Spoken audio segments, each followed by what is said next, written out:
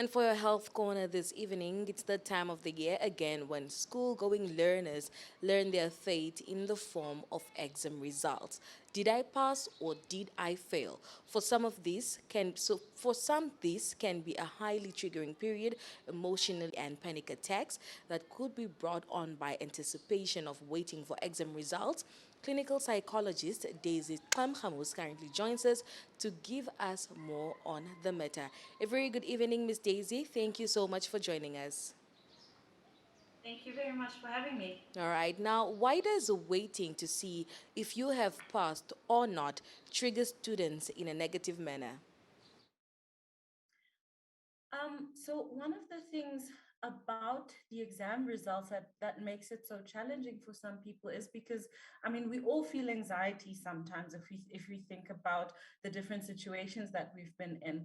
But what makes this situation with the exam results so acute is that we experience the pressure from our families, we experience the pressure from our friends, from schools, we even experience the pressure from ourselves, which creates a lot of fear and unease and worry because of the potential that the results have, or the meaning that they have for our lives. If we do really well, we can really go very far.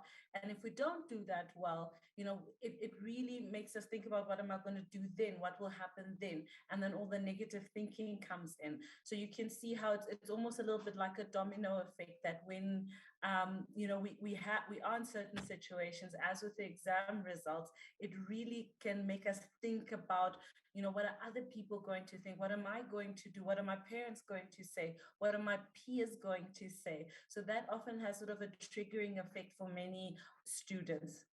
Can you just explain anxiety and how different it is from a panic attack?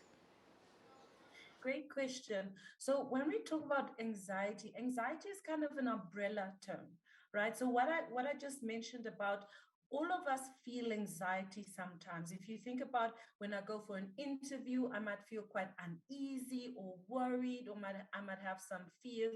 Will I get the job? Will I pass the test? So it's normal for us to feel anxiety.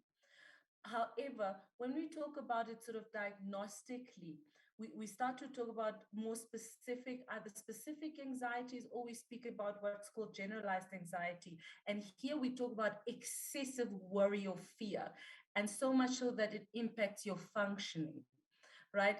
And then we've got panic attacks. Now, panic attacks are an acute, sudden onset of symptoms of this fear, and it's quite intense and it's sudden, and it can last somewhere, depends from person to person, can last somewhere between 3 to 10 minutes.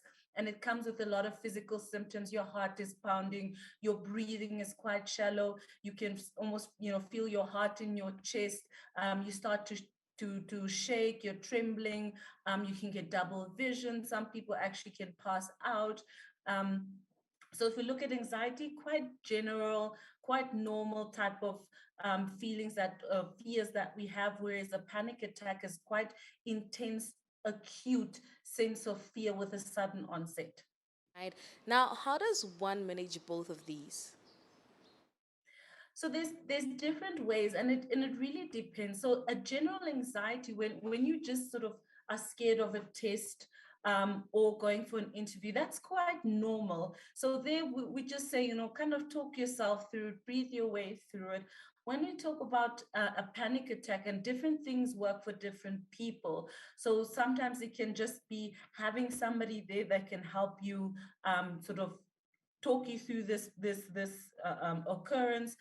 There are things such as grounding techniques that we use for people that have anxiety attacks, where you're focusing on what is in your immediate environment, so helping you to come back to the exact moment. Breathing techniques, relaxation techniques are all techniques that we found to be quite useful for people that are experiencing anxiety. Right. Now, taking care of one's mental health is, of course, one of the most important things. How can students exercise this?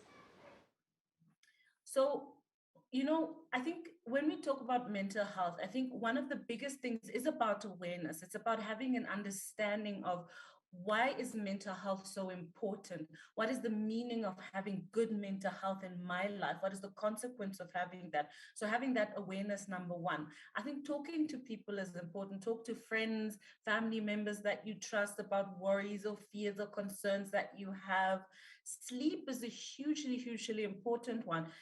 Getting as much sleep as you can. If you're struggling with sleep, speak to your doctor. Being physically active is really important. And then we've got quite specific things and things that I always discuss with my clients about, do things that make you feel good.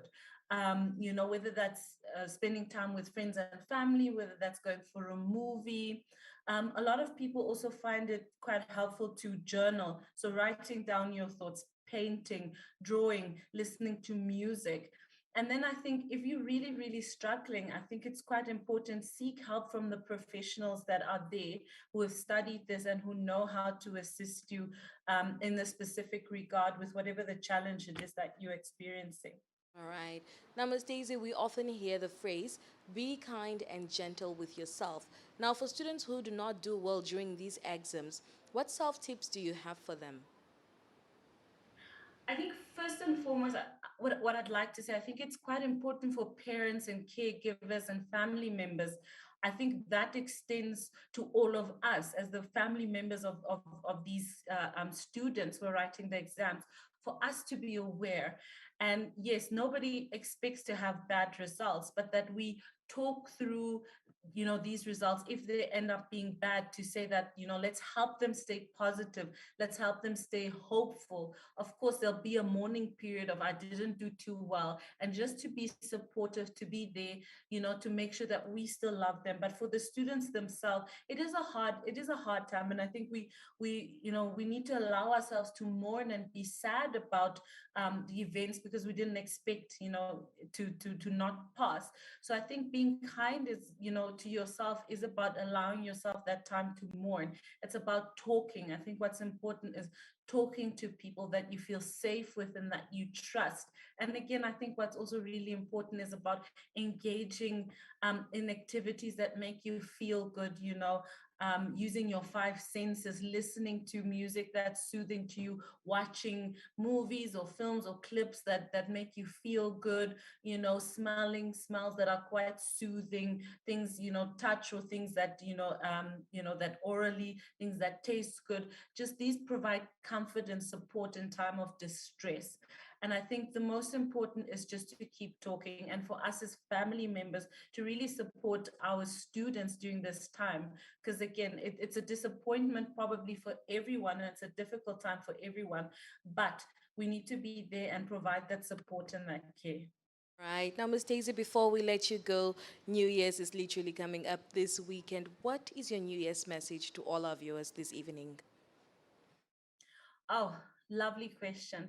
I think one of the things that I've been thinking about was about my 2022, and looking at what are the things that worked for me. What were my highlights and what were my lowlights, so to say. What things didn't work and what things do I want to take with me to 2023. So I think my message is, look at what happened for you in 2022, what didn't work, and how do you want to change that, and what do you want to prioritize. Because I think for a lot of us, we haven't been prioritizing our own health, whether it be mental or physical, spiritual. So let's prioritize ourselves. Let's look at our own health, and let's make sure that we are at an optimum. Doesn't matter at whichever level it is, physical, mental, spiritual. So just let's prioritize ourselves. I thank you so much for joining us this evening. We wish you all the best and Happy New Year, Ms. Tramhamus. Thank you very much, and Happy New Year to everyone as well. All right, Daisy Tlamhamus joining us right there. She is a clinical psychologist and she's talking to us about exams. Exams results will be coming out this weekend. And for those that are currently experiencing anxiety, do something to cheer you up. Watch a movie. Go out. There is so much happening, but stay safe.